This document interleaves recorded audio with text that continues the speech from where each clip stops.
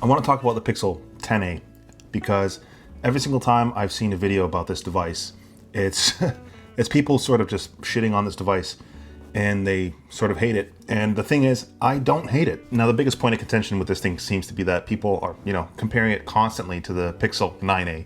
I haven't used the Pixel 9a. I don't have a 9a.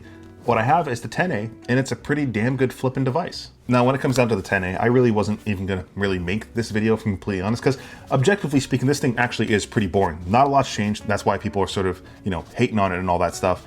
But I love base model tech. I'm infatuated with base model tech. I'm still using an iPhone 13 mini from 4 or 5 years ago as my main device. Oh, mainly because I just legitimately love base model tech. I don't know what it is. I love pushing the simpler devices to their absolute max. Or maybe I'm just not the same power user I once thought I was, but the 10a was an excellent experience. So I'm not quite getting the hate. This is a short video. It's more of a yap attack type video, but I think a lot of people online constantly forget that normal people aren't just studying spec sheets. Like a lot of us tech heads, and I fall victim to this frequently, where I compare a device to another device, which is sort of what we're supposed to do, frankly, just to people make an informed decision.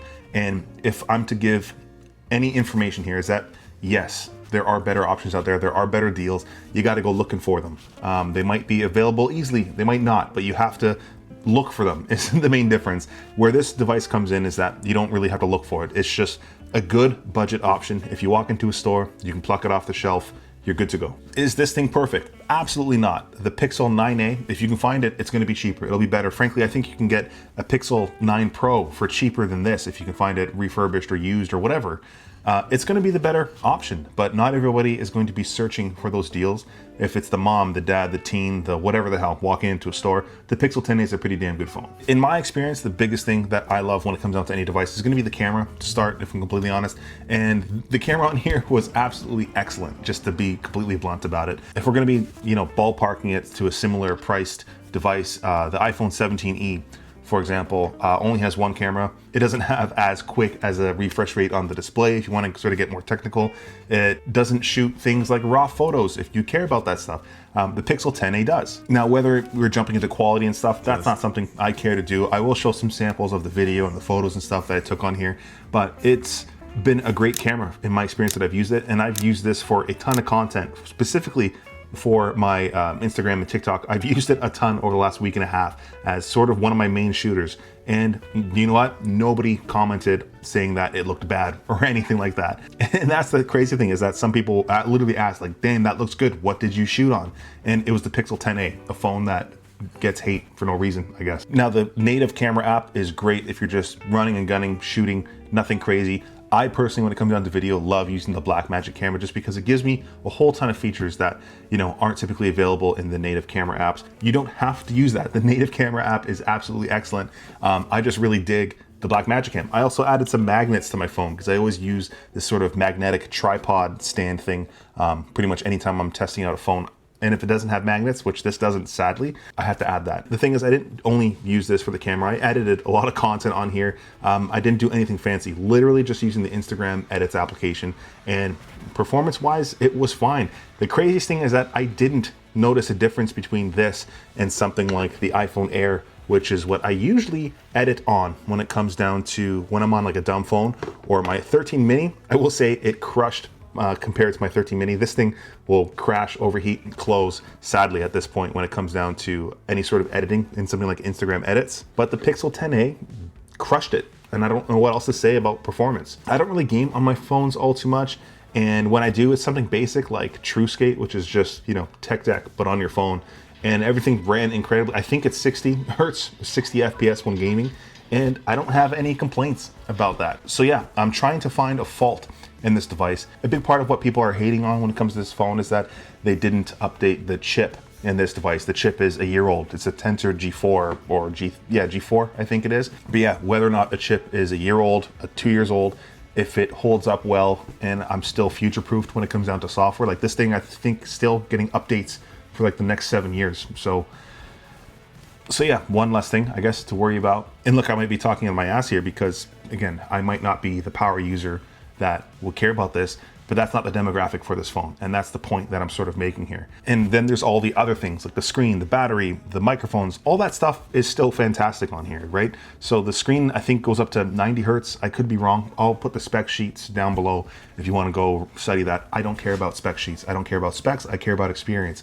And the experience on here has been magnificent. Who's using this device? You're maybe spending a lot of time on social media, text messaging, watching some YouTube, some videos, Netflix, whatever the case is.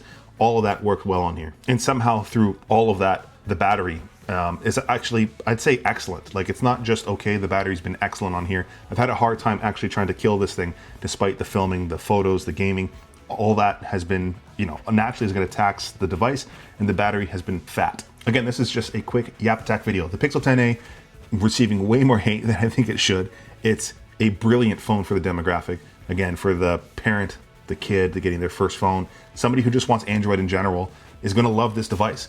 And if you don't want Android, the 17E, which I have a video coming up on this one as well, they're both fantastic devices. That sort of price point that these devices are coming in, again, $500 to $700 are absolutely bonkers. And these, I could easily mean this. And the thing about Android is that I love this over iOS, is that it is just simply so flipping customizable. Even stock Android that Google uses, probably one of the best Android experiences across the board between all of the continuity on the different devices. Like, I use Pixel Buds. That's one of my main sort of audio devices. Works incredibly. And then there's just the whole customization with launchers. You can put on any launcher you want on this device. And I just love using Niagara launcher, for example. I love putting my minimalist sort of setups on these Android phones, and it works really well.